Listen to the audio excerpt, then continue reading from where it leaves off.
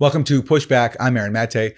Joining me is Stella Moris, the partner of Julian Assange. Stella, welcome to Pushback. Thank you, Aaron. I want to get your response to the latest from the Biden administration. They have told the British court overseeing the extradition case against Julian that they're willing to offer some assurances that they won't hold Julian in a supermax prison, and that if convicted, he could serve out his sentence in Australia. What is your response to this? Well, I've seen it reported that way, but that's not at all the undertakings that the US government has communicated to the CPS, the Crown Prosecution Service. What they've said is that they don't intend to, or they won't send Julian to ADX Florence, which, as you know, is just one of the supermax prisons in the US, and that they won't put him under what's called SAMS, which is essentially torture. It's essentially burying you alive. It's the closest thing to death that you can imagine. You're not allowed to speak to your family or your friends, and your lawyers are gagged from talking about your conditions. They say that they won't impose those conditions. But in fact, right next to that statement, they say, however, once he's in US custody, the circumstances might change and he might qualify, and we might put him in ADX, and we might put him as under SAMS anyway.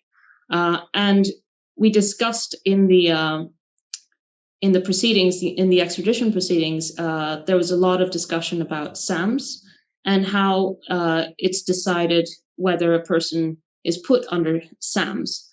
And it's essentially up to the director of the CIA, because it's a question of national security. Is for national security defendants. And of course, the CIA is the agency that is behind the embassy spying the illegal operations that were taken against Julian, the plans to poison, to kidnap Julian, the tapping of the meetings with his lawyers, the targeting of our 6-month-old baby. So no one can have any doubt that the CIA, of course, would recommend SAMS for Julian once he was in the US, and there would be no transparency over that decision. But regardless, it's not about SAMS, it's not about ADX, it's not about which maximum security prison he would go to. Julian is being prosecuted for journalism. He should not be in prison at all. It's not a question of negotiation. It's not how much or how little torture is appropriate. Julian should be a free man, and he's been in prison for 2 years in Belmarsh prison in the UK, while the US basically prolongs this endlessly. And this is what it's actually about. The process is the punishment. He's not serving a sentence. Another year goes by, and he's still in a high security prison in London, while the Biden administration decides what to do about this case. It's basically just a prolongation of his suffering. The goal seems to be to disappear him, to silence him to the world, to try to get the world to forget that he's in prison. But I think what they're achieving is the opposite, because over the past few weeks and months, and I'd say half a year at the very least, we've seen a growing awareness, growing mobilization, growing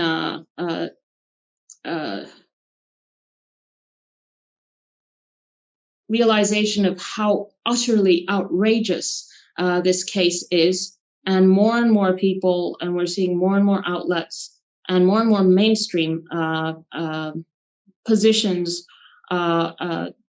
expressing that Julian has to be free.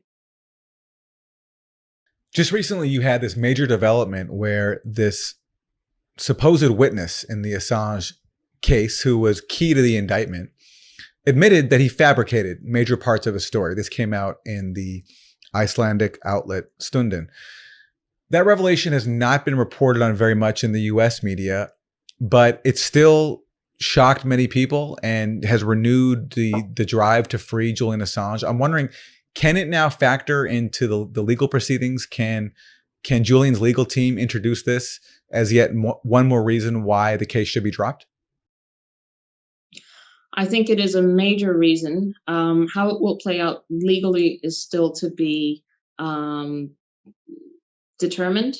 But I think the reason why many of the major outlets are downplaying this major revelation or not mentioning it at all. For example, the New York Times piece yesterday somehow managed to not mention it at all, is because they're afraid of it, because it is such a major uh, change, because it basically, just to explain it a little bit, this man who is a convicted embezzler, convicted fraudster, convicted pedophile, um, was used by the DOJ to update the indictment. So the second superseding indictment is basically based on his testimony. And he has now told this Icelandic investigative outlet that he lied in exchange for immunity from the US prosecutors, and that what is in the second superseding indictment that was meant to kind of beef up the Computer Fraud and Abuse Act charge is false. And so the indictment is based on falsehoods, and it's not just some detail. His testimony is repeatedly cited to try to make Julian appear like a criminal. And that same testimony is then repeated in the judgment by the UK courts and taken as true. And so these lies have made their way all the way into the judgment. And these lies are what Julian's imprisonment is based on. His imprisonment is based on lies from this man. And so what's clear is that the U.S. case is falling apart. What the revelations about the spying in the embassy and all the illegal operations that were happening there, the fact that his legally privileged conversations were being violated, and the whole conversation was being shipped over to Washington. It's just one thing after the other. But this final revelation about Thordarson in Iceland, I think, is hugely significant, and that's why they're not reporting it, because it is so significant. They don't know how to play it. And the judge in this case, though, has refused to weigh all of that countervailing evidence that undermines so many of the U.S. claims, including the spying on Julian in the embassy. Is there any reason to think that it'll be different this time, that this revelation of a key witness in the extradition, him admitting to fabricating his testimony, is there any reason to expect that the judge might be more open to this than she was other key revelations? Well, look, it's the duty of the Department of Justice to not mislead the UK courts. I think it will be a huge irritation to the UK courts that this indictment has been showed to be bogus. But in any case, we have to recall that the UK judge's hands are tied to a degree. I'm not saying that she should have reached the conclusion that she reached in relation to all the journalistic aspects of the case, but the indictment that Julian is subject to was issued by a grand jury, and a grand jury, as we all know, would indict a ham sandwich, and that has kind of been transported right into the UK legal system. And because of their treaty that was negotiated, that was agreed during the Blair-Bush era, there's no check. There's no prima facie evidence in the UK, and we weren't even able to cross-examine the prosecutor's claims. And so what we did was bring evidence to show that it was all bogus during the proceedings. And the judge then went, there are different versions, but this is all a matter for trial in the United States. I'm not going to deal with it. And that's also what she did with the Spanish proceedings. She said, this is a matter for the Spanish court. I'm not going to give my opinion about it. So basically, she just distanced herself from making any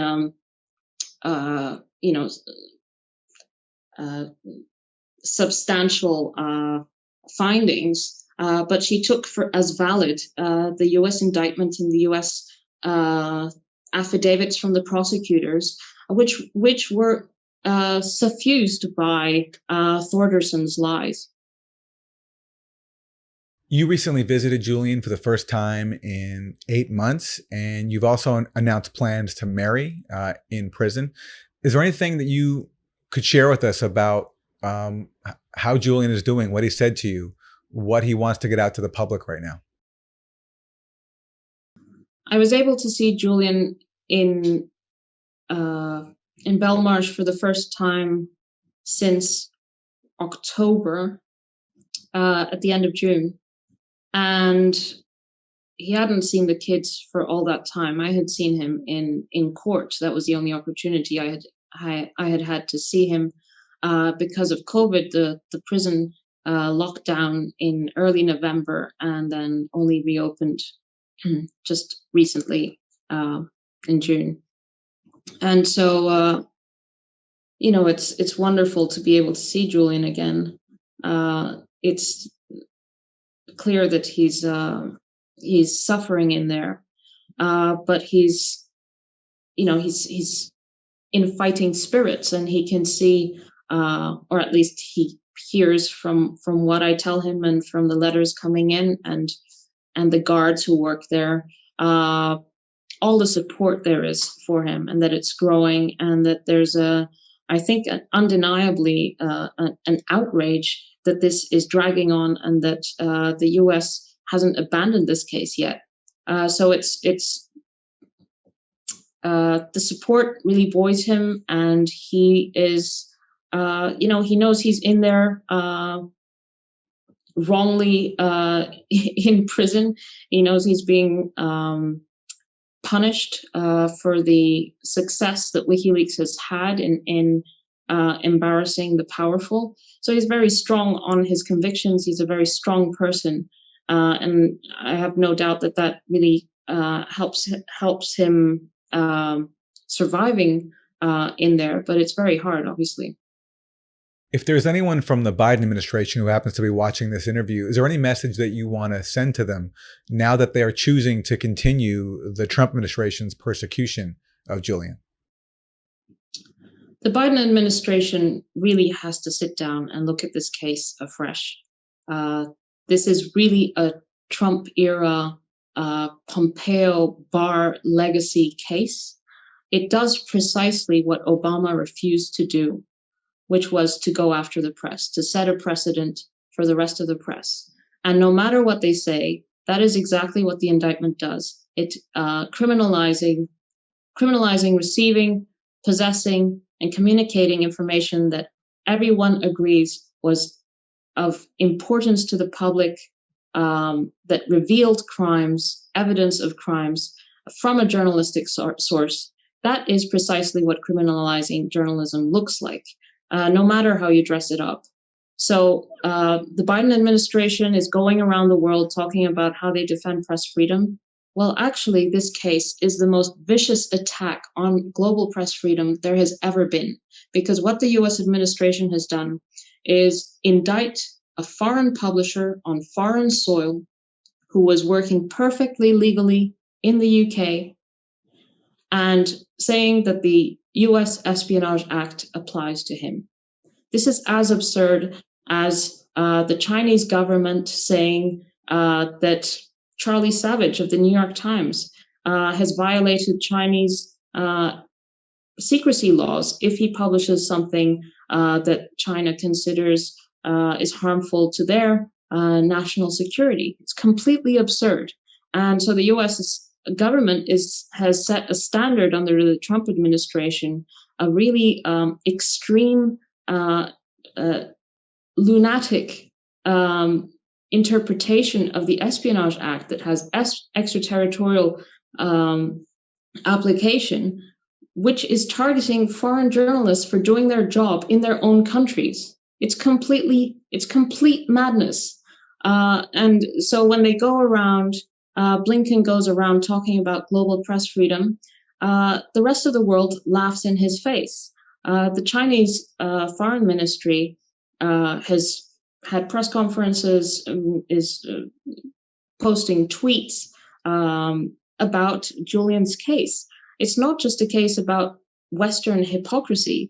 It's about the US government giving a license to foreign governments to do exactly the same with their journalists. So what this case is really doing is establishing a global race to the bottom on press freedom. It's licensing other governments to imprison their journalists, their political dissidents. And there's no way the US can go into a values competition with China with Julian in prison. It just doesn't work. You don't get to take the moral high ground with Julian Assange, who the world, most countries, most of the population, most countries in the world consider to be a hero, one of the greatest journalists of our time, in prison, where he's been effectively for the past 11 years. Finally, what is the next major step that we should look for in Julian's case, and what can all of us do to support you and support Julian right now? Well, the next major step is there will be court cases, but I prefer to look at the political calendar because court dates are always subject to change, and it's distracting because this is not a legal case, really. This is a political case. And so people should be mobilizing around the political calendar and engaging the political debate. So what people can do is really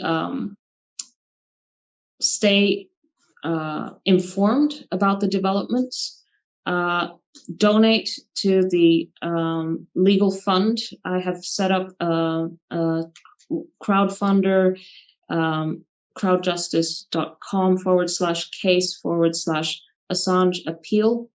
You can donate there. You can also donate via defend.wikileaks.org. That also goes to the legal fees. Many people don't know this, but the US extradition is funded by the UK taxpayer, but Julian is having to fund his defense himself. And write to your representatives. This is really important. It's not hard for them to take a position. In fact, they should understand that what is politically risky for them is to remain silent on this case. All they have to do is align themselves to the mainstream civil liberties organizations who all want this case to be dropped. You name one and it's there on the list, including, the ACLU and so on. So those organizations are all demanding for Biden to drop the case against Julian, including Amnesty and the Committee to Protect Journalists and Reporters Without Borders and Human Rights Watch, etc. But also the New York Times editorial board, the Washington Post editorial board. So it's not difficult for politicians to actually side with these organizations. What's dangerous for them is to not side with these organizations, and they have to be put on the spot. Stella Moris, thanks so much for your time, and thank you for all that you do. I really appreciate it. Thank you, Aaron.